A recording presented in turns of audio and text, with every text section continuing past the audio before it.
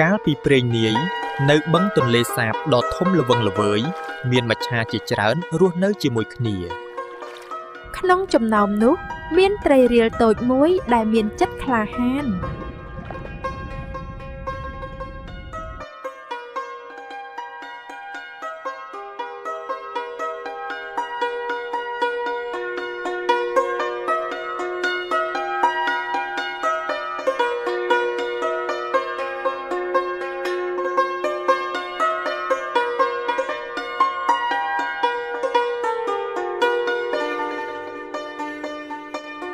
ថយចេញទៅអាល្អិតឯងតូចពេកគ្មានប្រយោជន៍អីទេជំនួសឲ្យការសុំទោសត្រីរាជបែរជាស្ដីឲ្យទៅវិញខ្ញុំតូចមែនប៉ុន្តែខ្ញុំក៏សំខាន់ដែរ ត្រីរាជសើចចំអកយ៉ាងខ្លាំង សំខាន់ណាស់កំប្លែងណាស់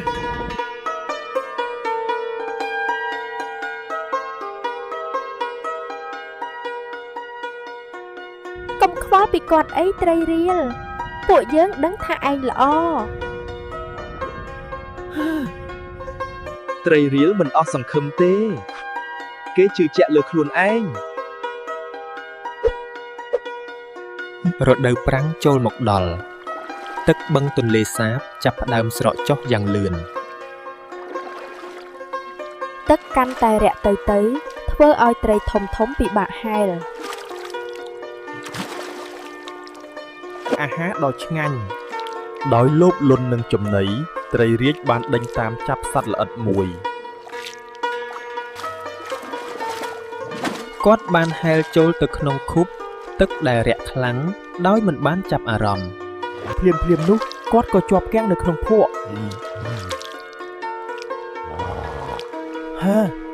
មិនចឹងជួយផងអញជាប់ហើយ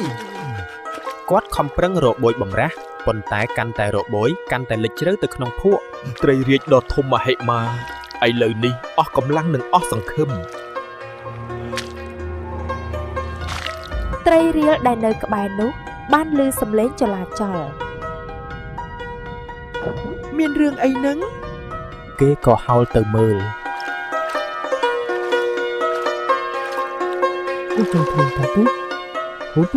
គេបានឃើញត្រីរាជកំពុងជាប់គាំងនិងដកដង្ហើមយ៉ាងពិបាកអូលោកត្រីរាជត្រីរៀលជួយ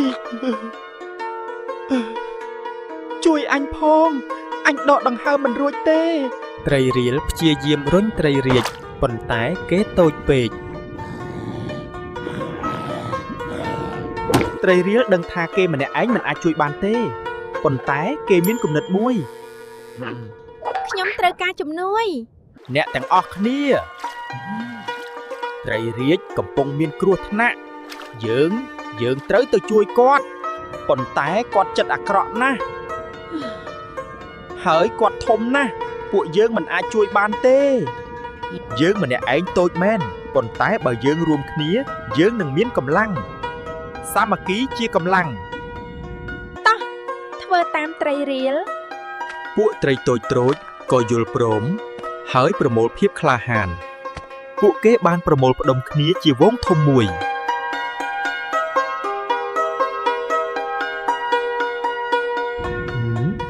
ហ្វូងត្រីតូចបានហែលតម្រង់ទៅរកត្រីរាជពួកឯងពួកគេបានទៅប្រុងប្រៀបនៅក្បែរខ្លួនត្រីរាជ ត្រៀមខ្លួន 1 2 3 រុយ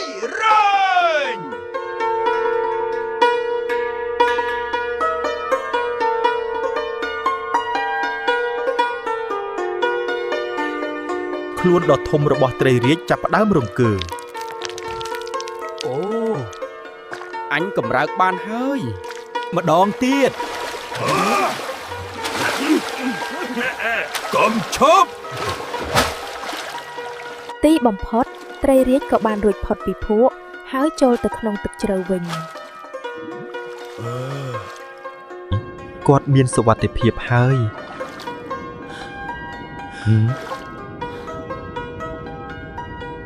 The school of small fish cheers happily. Chaya ពួកយើងធ្វើបានហើយ ត្រីរៀលអញសុំទោសដែលបានមើលងាយឯងអរគុណដែលបានជួយជីវិតអញមិនអីទេលោកពួកយើងរីករាយដែលបានជួយ ចាប់ពីថ្ងៃនោះមកពួកគេរស់នៅជាមួយគ្នាដោយសុខសាន្ត